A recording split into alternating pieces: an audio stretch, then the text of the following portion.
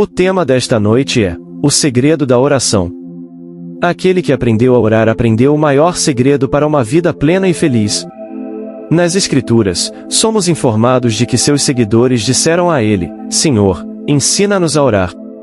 Ele lhes deu uma oração, Lucas capítulo 11, versículo 1. Mas isso não é ensinar o homem a orar. Então, somos informados em outras passagens, que ele contou isso na forma de uma parábola, e contou-lhes uma parábola sobre o dever de orar sempre, e nunca desfalecer. Depois, ele contou a história sobre a persistência. Havia um juiz que não temia a Deus, nem respeitava os homens. Naquela cidade, havia uma viúva que vinha até ele, e pedia que a vingasse de seus adversários.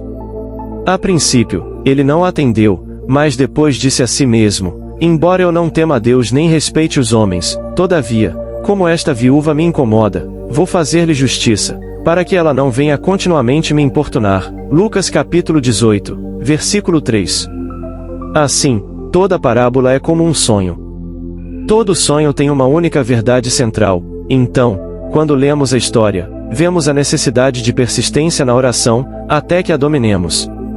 Quando a dominamos, a oração mais eficaz do mundo é: obrigado, Pai. A oração mais eficaz do mundo após o domínio. Mas até alcançar o domínio, existe uma técnica. E a persistência é como uma arte. Você deve praticar qualquer arte neste mundo. Primeiro, deve encontrar um bom método, e tentar encontrar o melhor método. Quando o encontrar, será necessária a prática diária, como em qualquer arte no mundo. Se não praticar, ficará enferrujado. Portanto, primeiro encontre um bom método, e depois pratique. Depois de praticar, descobrirá que é tão fácil que se torna automático, ao longo do dia. E é simplesmente uma questão de agradecimento. Obrigado, Pai. Pois a oração mais eficaz registrada nas Escrituras, está no capítulo 11 de João, quando ele deu graças ao seu Pai: Pai, graças te dou por me haveres ouvido. Eu sabia que sempre me ouves. Versículo 41. E aqui, algo que está morto, algo que saiu deste mundo, mas nada está morto se você souber orar, nada, não importa o que seja. Mesmo aqueles que já se foram e que você não pode tocar, que não pode ver com os sentidos mortais, você pode, se souber como agradecer, mover-se deste corpo de escuridão para o mundo da luz, e encontrá-los. Você pode. Estou dizendo isso por experiência. Portanto, aquele que aprendeu a orar aprendeu o maior segredo para uma vida plena e feliz. Agora, aqui esta noite, vamos pegar uma técnica de oração, e mostrar como ela funciona.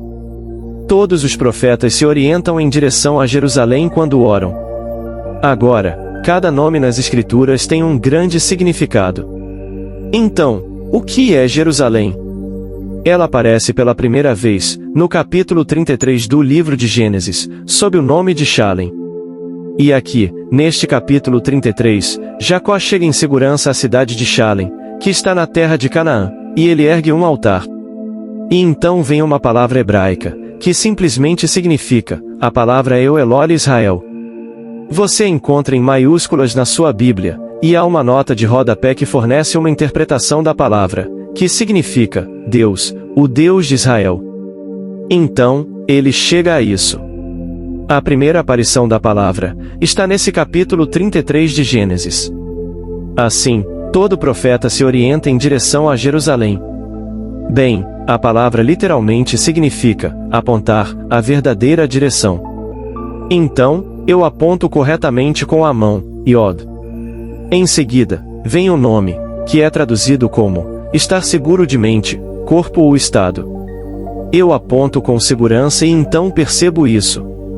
No livro de Daniel, ele se orienta pela janela aberta e olha em direção a Jerusalém. No mundo muçulmano, eles sempre se orientam em direção ao que chamam de Meca. Mas aqui, você se orienta em direção a Jerusalém. Agora, estou lhe dizendo que Jerusalém está dentro de você. Todo esse drama acontece dentro do homem, não está no exterior. Eu não me prostro e olho em direção a algum ponto no leste. Eu simplesmente me ajusto mentalmente, internamente. Agora, como faço isso? Ouça com atenção. É uma técnica simples, mas exigirá prática de sua parte para dominá-la, mas é simples.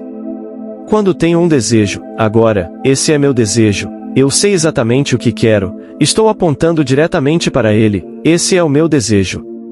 Estou apontando, então, apontar a verdadeira direção. Estou pensando nele quando tenho desejo. Mas agora devo transformá-lo de pensar sobre, para pensar a partir de. Estou aqui e todas as portas estão abertas para mim se eu andar com minha imaginação como minha companheira. Minha imaginação é realmente minha companheira. Falo da minha imaginação, até que finalmente saiba, que sou o que antes chamava de minha imaginação. Mas no início, o homem ainda fala de minha imaginação, é tudo a sua imaginação, é tudo assim. Então, poderia dizer, é como minha mão, você pode amputar minha mão. Você não pode amputar minha imaginação. Ampute meus braços, minhas pernas, todas as partes do meu corpo. Você não pode amputar minha imaginação, pois você não pode me pisar. Esse é o eu eterno. Mas, para tornar isso prático, eu diria que todas as portas estão abertas neste mundo, para aquele que caminha com a imaginação como sua companheira. Vou mostrar o que quero dizer. Estou aqui e desejo ir para outro lugar. Nomeie esse lugar. Digamos Nova York. Mas o tempo não permite, e talvez as finanças não permitam, talvez meus compromissos não permitam. Mas eu realmente desejo ir para Nova York. Então, enquanto estou aqui, ouso assumir que estou, neste exato momento, em Nova York.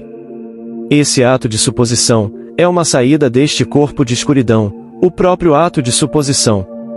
Eu assumo que estou em Nova York. Bem, se eu estivesse em Nova York, pensaria naqueles que conheço aqui e amo, não pensaria? Bem, se penso neles, onde eles estão? Na rua, aqui nas colinas, ou a 3.000 milhas de onde estou agora. Se estou em Nova York, então qualquer pessoa que conheço nesta área, teria que estar em um local relativo ao ponto em que estou assumindo estar. Esse é o meu teste. Consegui realmente me mover em direção a Nova York? Agora, a palavra oração significa, literalmente, movimento em direção a, acesso a, estar ou nas proximidades de. Essas são as definições que você encontrará em sua concordância bíblica.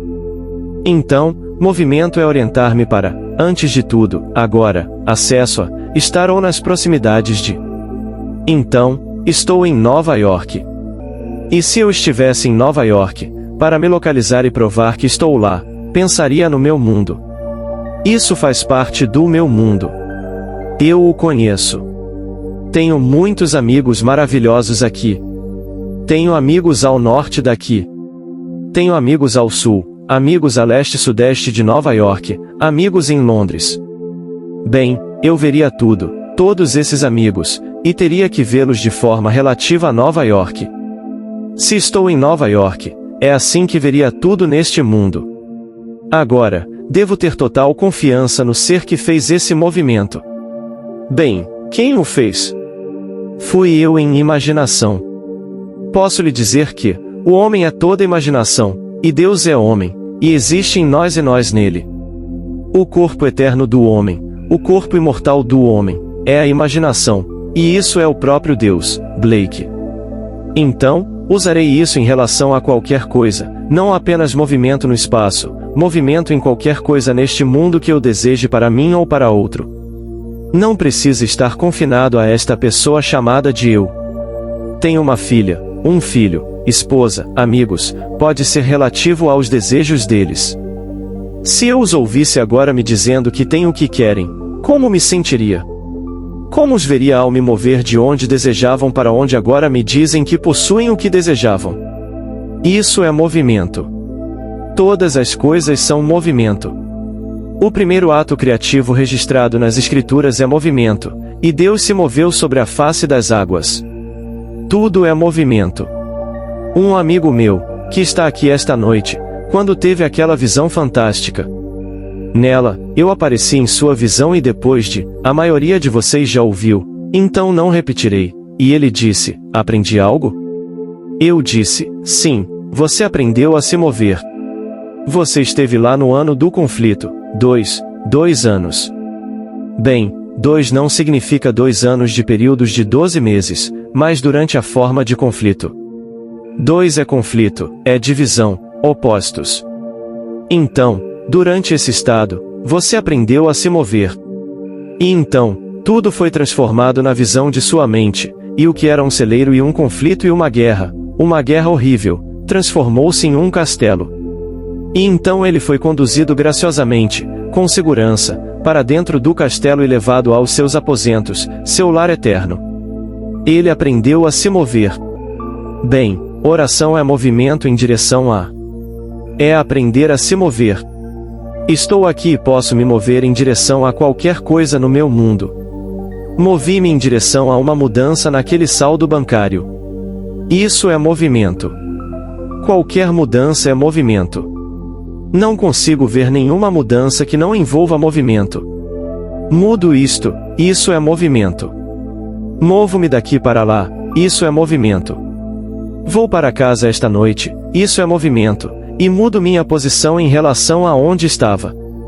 Então, tudo é uma questão de dominar essa técnica de movimento, o primeiro ato criativo nas escrituras. Depois que ele se moveu, então as coisas começaram a surgir das profundezas. Então, aqui está, a técnica da oração é dominar esse movimento interior, aprender a se mover. Se eu pudesse apenas me mover esta noite de onde estou, onde vejo certas coisas no meu mundo que gostaria de mudar, para a posição que eu ocuparia depois que elas mudassem. Bem, depois que mudarem, como eu veria? Isso é a mudança no movimento. Então, uma mudança, não apenas uma mudança segura no corpo, mentalmente, e em meu estado. Movo-me completamente em direção à mudança relativa a outros no meu mundo, porque tudo no meu mundo sou eu projetado. Então, qualquer arrependimento vindo de fora tem que ser ouvido por mim, não posso ignorá-lo, é o meu eu, o mundo inteiro. Quando o homem desce a este mundo de um mundo de luz e realmente se confina e se limita a este corpo, ele se torna uma faísca de seu mundo infinito de luz. Então ele se lembra de que deve exercitá-lo enquanto está aqui. Ele se lembra do mundo infinito de luz, mas está aqui. E enquanto está aqui, vê que tudo está incubado dentro de si, porque no mundo da luz todas as coisas estavam contidas dentro de si. Então, como agora ele pode ver e ouvir, quando está completamente isolado, e ver isso como algo além de si mesmo, quando sabe que naquele mundo todas as coisas estavam contidas dentro de si? Agora aqui, ele domina uma técnica, que é chamada nas escrituras de oração, que é a arte do movimento. É movimento psicológico. Tudo está se movendo, como se mover de onde estou agora. Vejo uma discussão, ouço uma discussão. Agora, como me mover para a solução dessa discussão? Uma amiga ligou esta manhã, nas primeiras horas da manhã, sobre um problema que a confrontava em Nova York. Eu estava profundamente adormecido. Ouvi o telefone, minha esposa atendeu. Devia ser 2 da manhã, portanto, deveria ser 5 horas lá. Ela estava muito perturbada. Ela acabara de participar de uma reunião longa, sem dúvida, durante a noite, e estava realmente perturbada e assustada com o resultado dessa coisa. Bem, minha esposa tentou, da melhor maneira possível, explicar a ela que ela, de todas as pessoas, deveria saber como essas coisas são feitas. Mas quando você está completamente abalado, você recorre a alguém em quem confia, e liga pedindo ajuda. Mas tudo que minha esposa pôde fazer no momento, que eram 2 da manhã, esta manhã, ela me disse, foi vê-la como ela seria vista se agora estivesse nos contando uma história totalmente diferente. Então, movo-me de um estado para outro, e ouço a mesma senhora me dizendo que tudo foi resolvido, que foi perfeitamente resolvido. Agora, na semana passada, um amigo nosso, que está aqui esta noite, Benny, veio para casa no último sábado à tarde, e me contou essa maravilhosa história. Ele disse que em seu sonho chegou a uma cena maravilhosa, como um jardim, e o que parecia ser uma área de amor onde amantes se encontram. Ele me viu parado olhando através de algum tipo de treliça, uma espécie de estrutura, e ele se aproximou de mim, e começou a me contar todos os seus desejos, as coisas que ele desejava. Eu disse a ele, não deseje, viva. Então ele acordou, escreveu e me trouxe. Bem, isso é exatamente o que quero dizer a todos. Desejar é pensar sobre, viver é pensar a partir de. Não deseje, viva. Vou para a cama esta noite desejando? Não, vá para a cama vivendo. Durma como se você já fosse o homem que antes desejava ser, exatamente como se fosse verdade. Bem, digo a você por experiência pessoal que uma suposição, embora falsa, se persistida, se solidificará em fato. Então, no começo, quando estamos aprendendo, a persistência é necessária. E assim ele conta a história do homem que vem à noite e diz, um amigo meu chegou e você poderia me dar 3 pães? O homem disse que é tarde, que a porta está fechada, meus filhos estão na cama comigo e não posso descer e servi-lo. Mas, por causa da importunação do homem, ele desceu e deu-lhe o que ele queria. Bem, importunação é a maneira mais maravilhosa de traduzir a palavra seria, impudência ousada. Sim, seria dito repetição. Ele repetiu e repetiu o pedido e repetiu o pedido, então, mas eu diria impudência ousada. Um homem vem repetidamente e não aceita um não como resposta. E essa é uma das parábolas contadas a nós, ele não aceita um não como resposta. Então vem a viúva, ela não aceita um não como resposta. E essas são as parábolas contadas para ilustrar a oração. Então, não são palavras. Talvez a oração do Senhor seja dada a nós para um propósito, algo para contemplar, e talvez quanto mais você a contempla, mais você venha a acreditar que realmente somos um. Começa com, Pai Nosso. Bem, se é, Pai Nosso, então somos irmãos.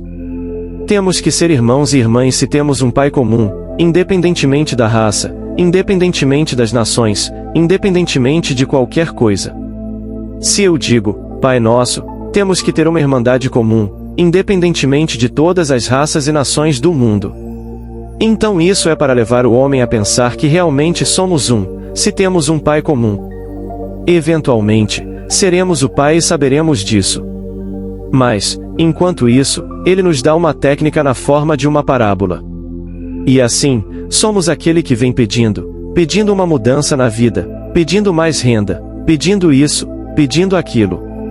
Bem, então não funciona amanhã, não funciona no dia seguinte, não funciona no próximo mês, mas ele disse para persistir. E assim, a persistência realmente valerá a pena, e as orações serão atendidas se o homem persistir. Mas desistir é como alguém dizendo, bem, eu tentei e não consigo fazer com que saia de uma maneira harmoniosa. E então você quer tocar piano? Bem, vá e comece a tocar. Mas obtenha um bom método. E então você obtém um bom método e pratica por um dia e não pode dar um concerto. Bem, quero dizer, isso é mais ou menos como orar. Aprenda a orar, e então dedique algum tempo todos os dias. Quando eu estava com meu velho amigo Abdullah, eu teria um exercício. E diariamente eu me sentaria em Nova York, onde moramos neste apartamento por 14 anos, quase 14. Na sala de estar, você não podia ver o corredor em direção ao telefone. Estou sentado na minha poltrona na sala de estar. Eu assumiria que estava sentado na cadeira ao lado do telefone. E assumiria isso de tal forma que, em minha mente, não conseguia ver a sala de estar e não conseguia me ver sentado lá. Eu só podia vê-la em minha mente. Tinha que pensar, bem, agora, ele está na cadeira. Eu me fazia sentar aqui ao lado do telefone de tal forma que não podia e não me permitia ver a cadeira. Então eu me sentia de volta na cadeira. Então voltava ao telefone, voltava à cadeira, e tentava essa sensação de mudar em movimento. Posso dizer-lhe, é muito, muito útil, você se solta, por assim dizer. E o dia virá em que você pensará em algo e então, de repente, o próprio ato de imaginar irá desprendê-lo deste corpo escuro e você estará exatamente onde está imaginando. Tão real que será visto por alguém que está lá, você realmente será visto. Tive essa experiência, em que eu me imaginaria em outro lugar e alguém presente no momento me via. Então eles ficavam surpresos por não me verem lá fisicamente, porque me viam como algo físico. Veja, o homem é toda imaginação, portanto ele deve estar onde quer que esteja em imaginação. Então, se eu vou e preparo este lugar, então eu volto, e então atravesso alguma ponte de incidência, alguma série de eventos que me levarão até aquele lugar onde me coloquei. Eu me coloquei lá, então volto aqui. Mas tendo ido e feito isso, agora retorno aqui, e permaneço confiante de que, de uma forma desconhecida para mim, esse ser que pode fazer todas as coisas, que sabe todas as coisas, me conduzirá, fisicamente, através da ponte de incidência até o ponto onde me coloquei em imaginação. Então você pode se colocar em imaginação como qualquer pessoa e habitar nesse estado como se fosse verdade. Mesmo que no momento a razão o negue e seus sentidos o neguem, você habita nesse estado e dorme nele exatamente como se fosse verdade. Esta é a arte de orar. Então não é algum palavreado onde você entra e se senta e se ajoelha. E então você pode pensar que está um pouco empoeirado e então você apenas limpa porque não quer sujar seu vestido, ou sujar suas meias, ou sujar outra coisa. É assim que as pessoas oram na igreja. Elas entram, a primeira coisa que fazem, inclinam-se e murmuram. Você os vê, sejamos perfeitamente honestos sobre isso. Eles vão à igreja, talvez porque seja considerado a coisa a fazer, eles se ajoelham ou se inclinam para a frente, e então murmuram algumas palavras, e se levantam, e pensam que fizeram o que deveriam fazer. Não tem nada a ver com este fabuloso mundo da realidade. Há alguns anos, minha esposa teve essa maravilhosa visão. Ela se encontrou em um bosque, e aqui neste maravilhoso bosque de árvores celestiais, nesta passagem clara, havia um altar na extremidade mais distante. Havia pessoas presentes e então duas senhoras entraram, uma de um lado e outra do outro. Uma entrou de um lado com um livro intitulado A Crença na Fé e o Perdão dos Pecados de acordo com o judaísmo. Ela foi até o altar e leu. Outra entrou, o mesmo volume, A Crença na Fé e o Perdão dos Pecados de acordo com o cristianismo. Esta senhora foi até o altar e leu de um livro, aparentemente o mesmo livro, mas leu de forma diferente. E minha esposa disse que, na visão, até aquele momento, ela sempre pensou que era infinitamente mais difícil ser judeu do que ser cristão. De repente, ela percebeu que era infinitamente mais difícil ser cristão do que ser judeu, que tudo era psicológico. Nada que você faça no exterior importa. Tudo é de dentro, é o que o homem está fazendo por dentro. E então descobrimos o quão difícil é ser cristão. Então Browning começa seu maravilhoso poema, Dia de Páscoa, como é difícil ser cristão. Chesterton disse, o cristianismo não foi tentado e achado insuficiente, foi achado difícil e não tentado, porque não posso passar a responsabilidade. Se penso que sou cristão, não posso passar a responsabilidade. Não posso culpar ninguém neste mundo, pois o fundamento é que somos um. Estou apenas confirmando na coisa que estou fazendo dentro de mim, que todos que vêm até mim apenas testemunham a atividade mental dentro de mim. Então eles estão apenas me dizendo que estou fazendo a mim mesmo e, portanto, ao meu mundo, pois eles apenas me refletem. E essa é a coisa mais difícil do mundo, viver assim. Você quer dizer aceitar esse desafio de que não importa o que aconteça comigo, eu fiz isso a mim mesmo? Ninguém vem a mim a menos que eu o chame? Isso é cristianismo. Ninguém vem a mim a menos que meu Pai, que me enviou, o atraia.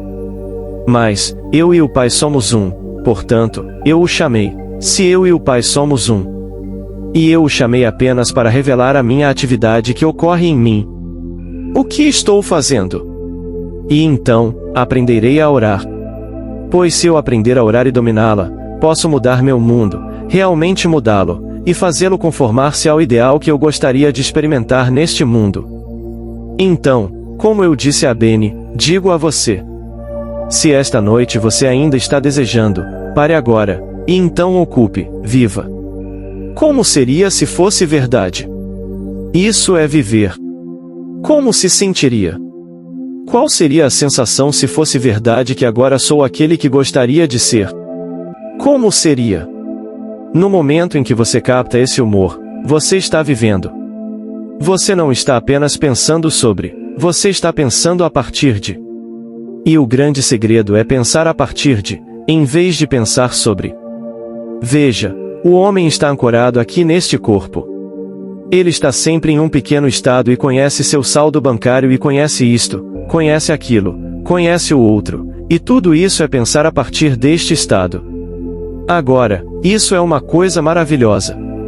Mas agora, tendo conhecido isso, quão reais as coisas são, a partir de, bem, então aprenda a se mover e então pense a partir de. Porque pensar a partir de é muito, muito real. E assim, penso a partir do meu mundo presente. Sei exatamente onde moro, meu saldo bancário, isto, aquilo e o outro, e quão real esse pensar a partir de o torna. Bem agora, posso me mover deste para outro estado e dar a esse outro estado o mesmo senso de, a partir de, o mesmo senso de realidade que dou a este? Sim. Experimente. Mas se eu fizer e funcionar, então encontrei o segredo. Encontrei como sempre ser livre, não importa o que aconteça no meu mundo. Então esta noite, leve isso a sério. Leve para casa e viva por isso e pratique diariamente. Posso lhe dizer, não vai falhar com você. Não vai falhar com você. E então deixe que todos façam o que quiserem neste mundo. Você lê sobre alguém que ama muito ou respeita e ouve algumas coisas desagradáveis sobre eles? Oh, esqueça. O que importa? O que importa o que eles fizeram ou se é dito que fizeram? Realmente não importa. Eu lhe digo, no final, porque eles fizeram, você fez. Porque, no final, só existe Deus, e nenhum ser poderia ter desempenhado qualquer papel neste mundo que Deus não tenha desempenhado, porque não há nada além de Deus. Então, se ouço esta noite qualquer coisa desagradável dita sobre alguém, posso dizer que fiz isso. Ou fiz deliberadamente ou fiz sem querer, mas eu fiz. Porque não pode haver outro se eu sou ele.